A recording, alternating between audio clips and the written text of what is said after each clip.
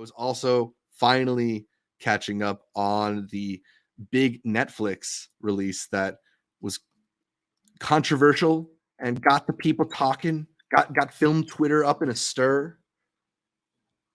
Blonde, Andrew Dominic's latest, the nearly 3-hour depiction of Marilyn Monroe's downfall. Is that an appropriate word to use? I don't even know how to describe it, because this film is so like indulgent in the upsetting nature of so many of the things that some that happened to her, some that we just know generally happened in that era of Hollywood, and using her as the vessel for all of these all of this like belated takedown of the patriarchal structure. I don't know.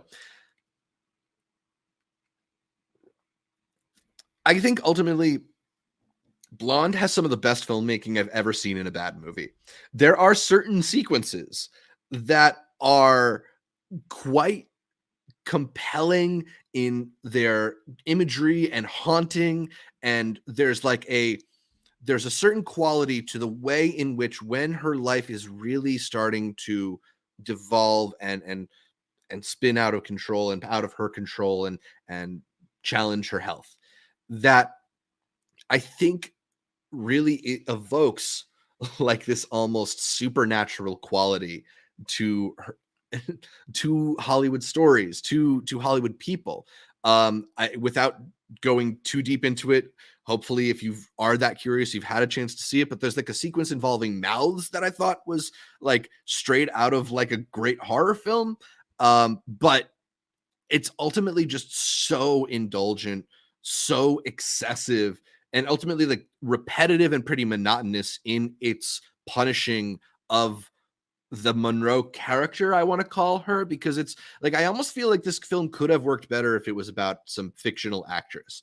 But it also wouldn't fix how stupid this movie often feels. Its analysis feels like very surface level. All the daddy issues stuff hits you like a sledgehammer. I wanted to have a reason to defend this one, because I do really like so much of Andrew Dominic's stuff. I think The Assassination of Jesse James by the Coward Robert Ford is a brilliant film. I also have a really soft spot for Killing Them Softly, his 2012 film with Brad Pitt as an assassin and Ben Mendelsohn as a strung out heroin junkie, which I don't know, maybe I got to rewatch some of those scenes, but yeah, it like if the goal is to make me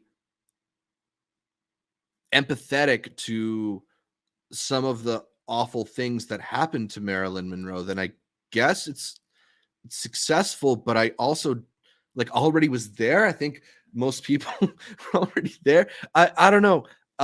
It it's so it's so excessive and so indulgent. It almost crosses the point of being told in this like empathetic lens and goes into this very harsh, like punishing type of, I don't know, a punishing type of perspective that makes me feel like it's like meant for people who are going to enjoy this kind of thing. I don't know. And it feels icky. I didn't enjoy it. I don't know.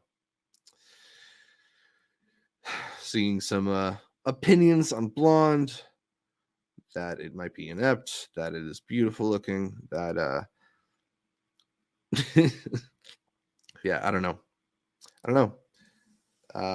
I have seen some people defending it, but it's definitely getting majority hate. And like whenever I start to see that kind of bandwagon of opinions, I do almost reflexively approach a movie like, well, maybe everybody's wrong. But I couldn't do it with this one. I don't know. Maybe there's and maybe this is why Netflix seemed to be so insistent that he cut it down, that he cut away from the NC-17 stuff. Maybe there's like a 2-hour version of this that wouldn't feel quite so gross. I doubt it, but I don't know. I couldn't hang. I'm sorry. That one was tough.